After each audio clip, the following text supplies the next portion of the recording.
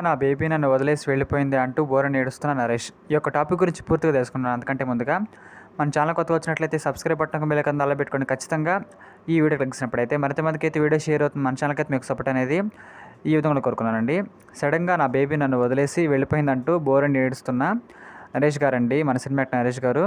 ఈ యొక్క టాపిక్లో మనం చూసినట్లయితే టాలీవుడ్ సీనియర్ నటుడైన నరేష్ చైల్డ్ ఆర్టిస్ట్గా సినీ ఇండస్ట్రీలోకి అయితే పరిచయం అయ్యారని చెప్పుకోవచ్చండి. ఆ తర్వాత హీరోగా మారి ఎన్నో చిత్రాలు నటించి మెప్పించారు. కానీ హీరోగా సక్సెస్ కాకపోవడంతో క్యారెక్టర్ ఆర్టిస్ట్గా మారి పలు చిత్రాల్లో మంచి విజయం సాధించి నటుడిగా కొనసాగుతున్నారని చెప్పుకోవచ్చండి. ఇక నరేష్ పర్సనల్ లైఫ్ విషయానికి వస్తే 3 పెళ్ళిళ్ళు చేసుకున్న ఆయనకు మూడో భార్య రమ్య రఘుపతితో వివాదం ఉందని చెప్పుకోవచ్చండి. అయితే వీరిద్దరూ అధికారికంగా విడాకులు తీసుకోలేదు. ఈ క్రమంలోనే నరేష్ ప్రముఖ నటి పవిత్రతో రిలేషన్ పెట్టుకున్నాడని తెలిసిందేనండి. దీంతో రమ్య రఘుపతి గతంలో నానా హంగామా చేసిన విషయం కూడా అందరికీ తెలిసిందని చెప్పుకోవచ్చండి ప్రకారంగా. ఇంకా అదేవిధంగా అయినప్పటికీ పవిత్ర నరేష్ పెళ్లి చేసుకున్నట్లుగా వార్తలు వైరల్ అయ్యాయి. అలాగే ఈ వివాదం నడుస్తున్న క్రమంలోనే వీళ్ళిద్దరూ మళ్ళీ పెళ్లి మూవీ కూడా చేశారని చెప్పుకోవచ్చండి. ఆ సినిమా కూడా రిలీజ్ అయిపోయింది. ప్రమోషన్లో భాగంగా ఈ విధంగా వాళ్ళైతే పెట్టుకున్నట్టుగా వీడియోలు కూడా సోషల్ మీడియాలో మనకైతే వైరల్ అని చెప్పుకోవచ్చండి.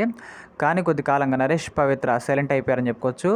ఈ క్రమంలో తాజాగా నరేష్ తన బేబీ తనను వదిలేసి వెళ్ళిపోయిందని ఏడుస్తూ వీడియో ఒకటి సోషల్ మీడియాలో వైరల్ అవుతుంది చెప్పుకోవచ్చండి. అందులో నరేష్ బోరని ఏడుస్తూ, హలో నాగేశ్వర్ గారు, మా బేబీ ఎటో వెళ్ళిపోయింది సార్, అది లేకుండా మాకు ఒక్క ముద్దు కూడా దిగదు, సడన్గా వదిలేసి వెళ్ళిపోయింది, తిరిగి రాను అందరినీ అడిగాను.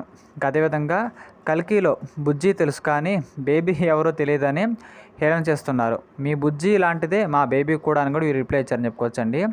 మీకు బుజ్జి ఎంతో, మాకు బేబీ అలాగా, దయచేసి అది కనిపిస్తే మాకు అందజేయండి.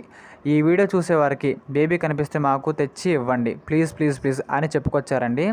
ఈ విధంగా చూసినట్లయితే వారు బేబీ అని సంబోధిస్తూ ఎవరినో అడుగుతున్నారని అర్థమవుతుందండి. దీంతో ఈ వీడియో చూసిన వారంతా కూడా షాక్ అయ్యారని చెప్పుకోవచ్చు.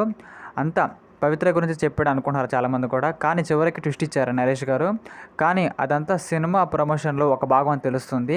ఆయన కీలక పాత్రలు నటిస్తున్న వీరాంజనేయులు వీర విహారయాత్ర మూవీ ప్రమోషన్లో భాగంగా నరేష్ అలా చేసిన అర్థమవుతుందండి.